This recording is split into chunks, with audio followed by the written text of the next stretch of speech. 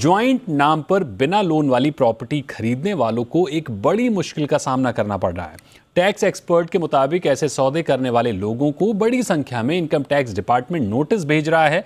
दरअसल property registration के समय पति पत्नी या पिता पुत्र जैसे कई ज्वाइंट रजिस्ट्रेशन के मामलों में नोटिस भेजा जा रहा है। समस्या यह है कि प्रॉपर्टी खरीदते समय कोई एक ही व्यक्ति सारा पेमेंट करता है, लेकिन प्रॉपर्टी रजिस्ट्रार के पास दोनों का ही पैन लिया जाता है, जिसे बाद में इनकम टैक्स डिपार्टमेंट के साथ साझा किया जाता है।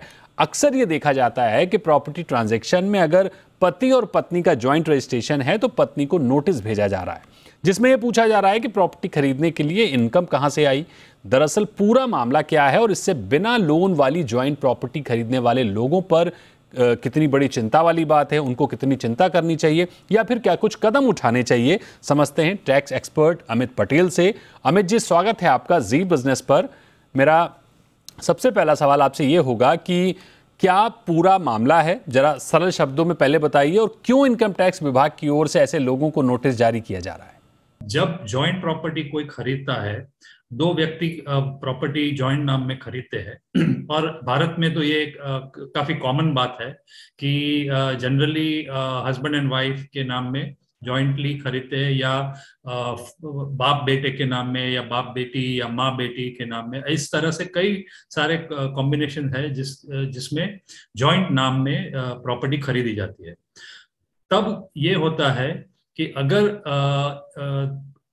मिस्टर ए और Mrs B, husband and wife जो है, उनके नाम में अगर प्रॉपर्टी खरीदी है तो रजिस्ट्रार इनकम टैक्स डिपार्टमेंट को इस तरह से रिपोर्ट देता है कि मिस्टर ए पैन जो है उसका पैन, उसने ये प्रॉपर्टी खरीदी है, और मिसेस बी जिसका पैन ये है उसने भी ये प्रॉपर्टी खरीदी है। तो दोनों पैन के सामने सेम जो एक ही प्रॉपर्टी की सारी माहिती है, सारी जानकारी है, वो रिपोर्ट की जाती है।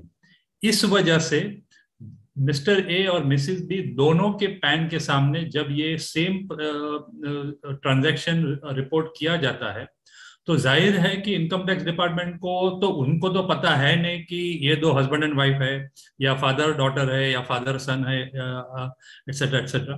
तो इस वजह से इनकम टैक्स डिपार्टमेंट हर एक ट्रांजैक्शन को, हर एक पैन होल्डर को अलग से अलग नजरिए से देखता है।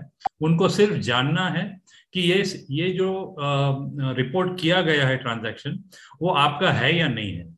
अगर आप ये मानते हैं या आप एग्री करते हैं कि ये आपका है, उसके बाद वो लोग चेक करेंगे कि सब, मान लीजिए कि आपने 1 करोड़ का घर खरीदा है और आपको जो रिटर्न, इनकम टैक्स रिटर्न आप फाइल करते हैं, आपकी इनकम जो दिखाई गई है वो समझ लीजिए सिर्फ 5-6 लाख की है। तो नेचुरली 1 करोड़ की प्रॉपर्टी 5-6 लाख की इनकम वाला आदमी कहाँ से लेगा, वो सवाल उठता है। अमित जी, मेरा अगला सवाल ये होगा कि इनकम टैक्स का नोटिस अच्छों के माथे पर पसीना लेकर आ जाता है। ऐसे में इस नोटिस को कैसे लेना चाहिए या इस पर क्या प्रतिक्रिया करनी चाहिए ताकि लोग किसी तरह की मुश्किल में ना पड़े? जी बिल्कुल बिल्कुल। इनकम टैक्स डिपार्टमेंट से कुछ भी आएगा, लेटर आएगा, नोटिस आएगी, कुछ भी आएगा, तो जाहिर है कि जिसके नाम से वो आता है वो परेशान हो जाएगा। लेकिन इस मामले में प्रेक्षकों को ये समझना चाहिए कि ये नोटिस नहीं है। ये जब वो पहली बार आपको लिख रहे हैं, वो सिर्फ जानकारी प्राप्त करना चाहते हैं, तो उसमें आपको परेशान होने की जरूरत नहीं है। अगर आपको इस तरह का ईमेल आता है, सपोज मिस्टर ए और मिसेस बी ने प्रॉपर्टी खरीदी है, सारा पैसा मिस्टर ए ने लगाया है, और मिसेस बी को ऐसे ईमेल आते हैं कि आपके नाम के सामने ये प्रॉपर्टी डील हुई है, ये करेक्ट है या नहीं करेक्ट है, तो वो लेडी को अपने पैन से इनकम टैक्स पोर्टल पे जाके लॉग करके ये ट्रांजैक्शन के सामने इस तरह का जवाब देना चाहिए कि ये मेरा डील नहीं है, ये मेरे पति, जिसका अगर आप कहते हैं कि ये मेरे पति का है यानी दूसरे किसी का है, तो वो लोग पूछेंगे कि आपका और उस व्यक्ति का रिलेशन क्या है और उस व्यक्ति का पैन क्या है। तो ऑब्वियसली हस्बैंड एंड वाइफ के बीच में तो पैन पता ही होगा।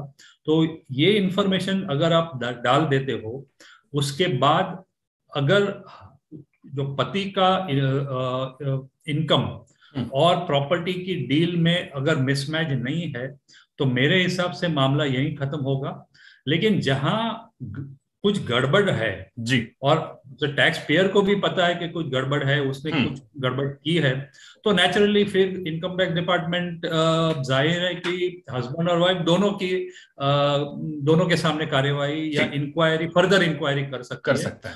अमित जी, भविष्य में ज्वाइंट प्रॉपर्टी खरीदते समय ऐसी क्या सावधानियां रखें ताकि इस तरह की जो मुश्किल है नोटिस वाली, ये ना भुगतनी पड़े, कानूनी पचड़े में ना पड़ना पड़े?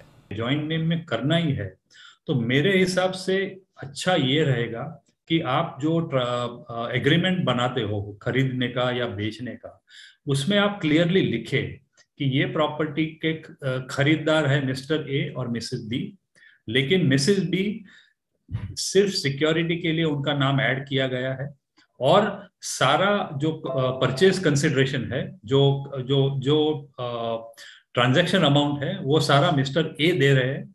इस तरह के अगर हम क्लॉज डाल देते हैं एग्रीमेंट में जी, तो आगे जाके अगर कोई इंक्वायरी आती है मिसेस बी के नाम पे तो उनके लिए बहुत आसान हो जाएगा, क्योंकि उनके पास एग्रीमेंट भी है जिसमें क्लियरली लिखा हुआ है कि उनका नाम सिर्फ सिक्योरिटी के लिए ऐड किया गया।